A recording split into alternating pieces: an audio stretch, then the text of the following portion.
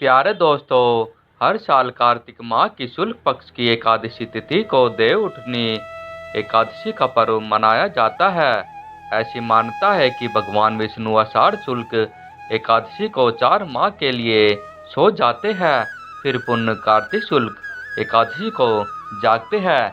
इन 4 महीनों में देव शयन के कारण समस्त मांगलिक कार्य वर्जित होते हैं। भगवान विष्णु के जागने के बाद ही कोई मांगलिक कार्य संपन्न हो पाता है। देव जागरण या उत्थान होने के कारण इसको देवोत्थान एकादशी कहते हैं।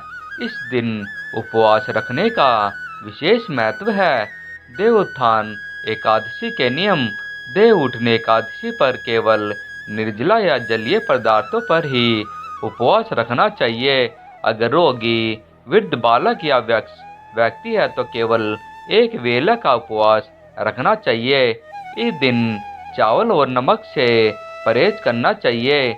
भगवान विष्णु या अपने इष्ट देव की उपासना करें। तामसिक आहार, प्याज, लहसुन, मांस, मंदिरा या बासी भोजन का सेवन बिल्कुल ना करें।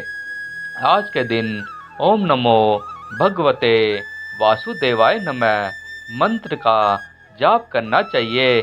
देवोत्थान एकादशी की पूजा विधि।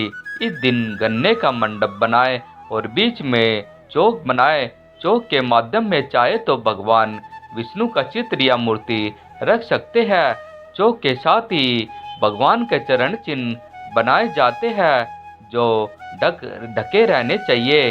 भगवान को गन्ना, सिंगाड़ा और फल मिठाई अर्पित किया जाता है।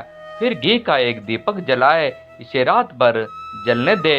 फिर भोर में भगवान के चरणों की विधिवत पूजा करे और चरणों को स्पर्श करके उनको जगाए, कीर्तन करे, व्रत उपवास की कथा सुने। इसके बाद से सारे मंगल कार्य विधिवत शुरू किए जा सकते हैं। कहते हैं कि भगवान के चरणों का स्पर्श करके जो मनोकामना मांगते हैं वह पूरी हो जाती है। देव उठने के बाद तुलसी विवाह।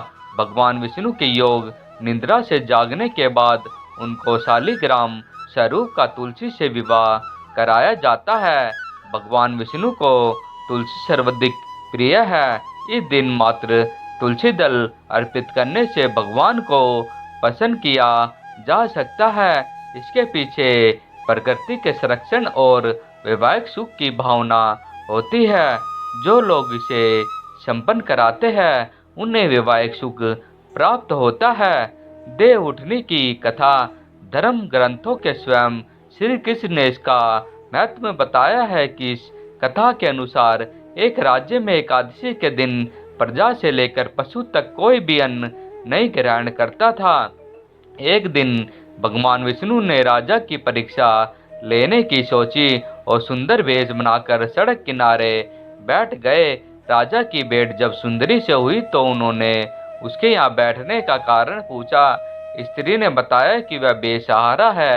राजा उसके रूप पर मोहित हो गए और बोले कि तुम रानी बनकर मेरे साथ महल चलो। सुंदर स्त्री के राजा के सामने शर्त रखी कि यह प्रस्ताव तभी स्वीकार करेगी जब उसे पूरे राज्य का अधिकार दिया जाएगा और वह जो बनाए राजा को खाना होगा। राजा ने शर्त मान ली। अगले दिन एकादशी पर सुंदरी ने बाजारों में बाकी दिनों की तरह अन्न बेचने का आदेश दिया। मांसाहार भोजन बनाकर राजा को खाने पर मजबूर करने लगी। राजा ने कहा कि आज एकादशी के व्रत में तो मैं सिर्फ फलाहार ग्रहण करता हूँ। रानी ने शर्त याद दिलाते हुए राजा को कहा कि अगर यह तामसिक भोजन नहीं खाया तो मैं बड़े राजकुमार का सिर धड़ से अलग कर दूंगी। राजा ने अपनी स्थिति बड़ी रानी को बताई। बड़ी महारानी ने राजा से धर्म का पालन करने की बात कही और अपने बेटे का सिर काट देने को मंजूर हो गई। राजा हताश थे और सुंदरी की बात न मानने पर राजकुमार का सिर देने को तैयार हो गए।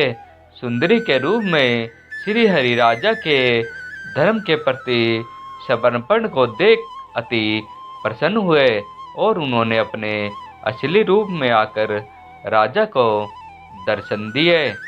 विष्णु जी ने राजा को बताया कि तुम परीक्षा में पास हुए, कहो क्या वरदान चाहिए। राजा ने जीवन के लिए प्रभु का धन्यवाद किया, कहा कि अब मेरा उद्धार कीजिए। राजा की प्रार्थना श्री हरि ने स्वीकार की और वह मृत्यु के बाद बैकुंठ लौट को चला गया।